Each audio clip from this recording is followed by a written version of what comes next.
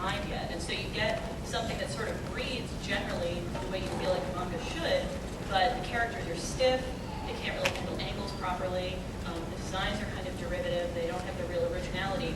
And then on the other hand, you have people who are incredibly talented artists and just render the crap out of stuff and just are really amazing looking, but they're still kind of stuck in that American comics format of panel. Things tend to be too dense, they're more toned, and so finding people who really balance that with the drawing chops plus this understanding of how the story works, that's really been, I think, the challenge that American publishers have had. And we haven't necessarily responded to it as well as we could now. And the idea is that ultimately I mean, publishers can publish whatever, but it's all about the sales, it's all about the consumer, right? Yeah. The idea that there are consumers of manga in the United States, and there are consumers of American comics, and American comics publishers want to put out colors that look really, really cool, covers that aren't drawn by the artists that did the interiors because they think it's really splashy. They'll do 3 or 4 alternate covers, hoping that people buy the 3 or 4 books. In other words, they're trying to think of conventions and tricks to get people to buy more.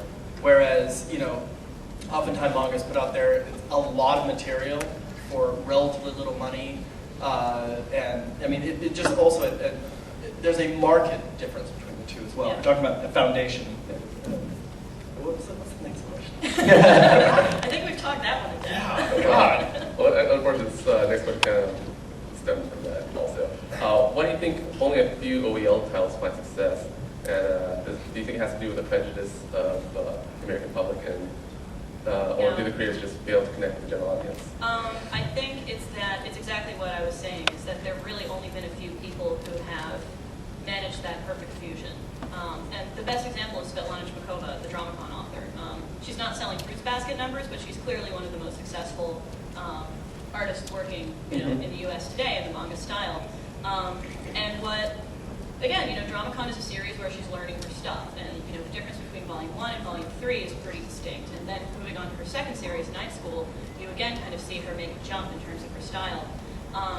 But it's both very Western in terms of its kind of plot conventions and the story that it's actually telling. It's about a fan convention, so clearly there's kind of Japanese animation influence, but it's about a North American girl. I say North American because she's in Canada, so it's not like American, not totally U.S. centric.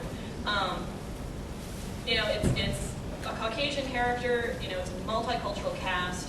It's set in somewhere in North America, not in Japan. We're not talking schoolgirls and samurai. We're not talking giant robots.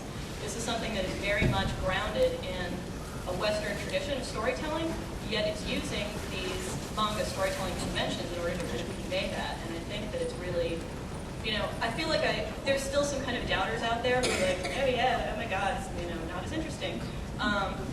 But that number dropped off dramatically as soon as Tokyopop actually started releasing titles and the quality started to speak for itself. So whether or not commercially it was speaking for itself is, right. But it's at least, I don't think prejudice is really the problem anymore. If you also look at the number, the percentage of OEL titles in the United States and the percentage of manga titles in Japan, obviously the scale is tremendously different. And I think if you look at the percentage of really successful OEL titles, it would probably be on par with the percentage of really, good-selling, high-selling Japanese titles. I would throw in there as well that a couple of the things that have been really artistically extremely well done, and MEQ is a great example of that. I think Dogview Walks Alone is a great example of that. Yeah. These are people who clearly understand the manga style and are doing something very different, but the genres in which they're working are not genres that are really commercially successful in the U.S. So is it the fault of them being not Japanese, or is it the fault of Dogview being kind of a quirky seinen title? No quirky seinen title does well here. There's like 3 or 4 people who are like, we love this stuff, keep publishing it. Honestly, the sales are in the hundreds. So, yeah. Some of those are probably comic stores that can't return. So, yeah. Well, I think you made a really good point about marketing in terms of how American comics are marketed, and generally how publishing is marketed versus Japan. And unfortunately, with a lot of these titles, there's just not the awareness. It's not that there's a prejudice. I just think simply a lot of people don't find them. They aren't aware of them.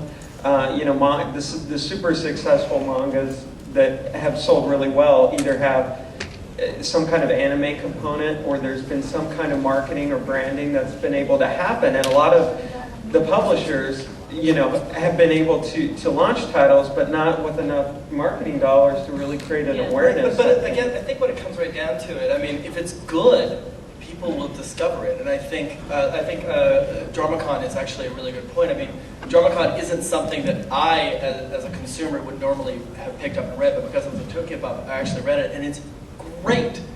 Seriously, it moves very, very well. It's told extremely well.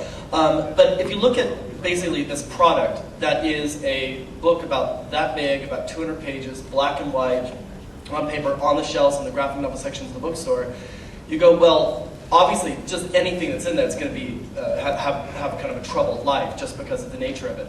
But no, look at something like Scott Pilgrim. Scott Pilgrim started really small, and people discovered it because it was so good. And now here he is on issue 5 or volume 5, and it's like one of the absolute biggest OEL. I guess you could call it OEL, but it's not really OEL. He never intended to create a manga. That was the format he was drawing in, right? So in a lot of ways, if it's good, it will find its audience and it will get there. A publisher has to have faith in it. Oni Press kept publishing it, right, all the way to get to a volume 5 so that this thing could find its audience. Not a lot of publishers doing it. I'm going to go back to my original statement. Instant financial gratification. If a publisher doesn't get it, the book ends after a volume or 2, right? Right. Now, just as a caveat, if you guys are in the LA area, Brian Lee O'Malley is going to be at the West Hollywood Book Fair, so come on down and meet him because Scott Pilgrim is a fantastic book. Oh wait, are you the one hosting that panel by any chance? I am actually hosting that panel. I'm not going to be on the panel, but I'm hosting it. Yeah, I mean, I'd add to that too. This is something that I don't think a lot of people realize. It costs about 4 times as much to do an original graphic novel as it does to license something. So the instant financial gratification for like your average license series, you need to sell 10,000 copies maybe. That's going to kind of put you in the profitable mark. Right. For OEL, we're talking at least 25,000, and there really aren't that many series that hit that number, licensed or not. I mean, there are, but like it's in a crowded market. It's getting harder and harder to do that.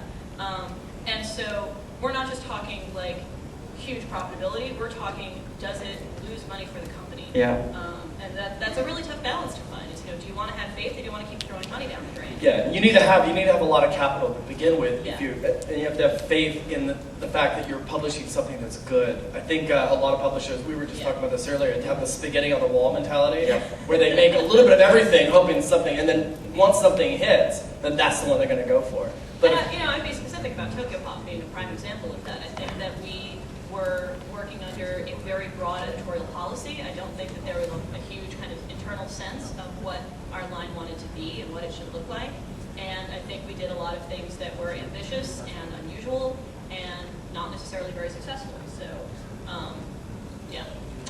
Yeah, and I just want to echo kind of what you said about the financial commitment, because when I came to Bondi to start the manga division, one of my personal agendas was to get into doing originals, and I spent a lot of time on that and put together a number of projects, but that exact risk that you're talking about was always a little too much for management to take the leap. It's much safer to repackage an existing title from Japan. So it is a financial commitment, and there has to be. It still doesn't feel like we pay authors enough. I mean, we know exactly how hard it is to draw a complete book of manga, and I don't think Tokyo Pop pays terribly, but we certainly that's not a great way to make a living if you're doing a book a year or so.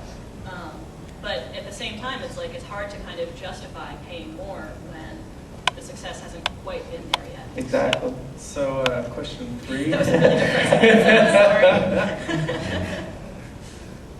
Sorry. I can go off more on that actually. If you want to. So, speaking of Svetlana and her new series,